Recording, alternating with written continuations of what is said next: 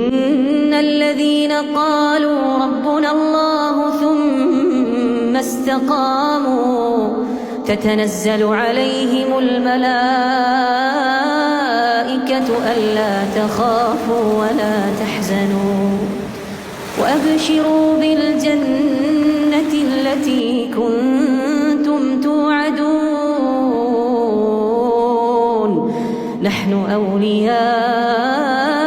في الحياة الدنيا وفي الآخرة ولكم فيها ما تشتهي أنفسكم ولكم فيها ما تدعون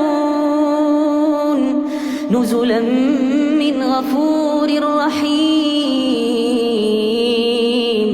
ومن أحسن قولا ممن دعا إلى الله وعمل صالحا وقال إنني من المسلمين ولا تستوي الحسنة ولا السيئة ادفع بالتي هي أحسن فإذا الذي بينك وبينه عداوة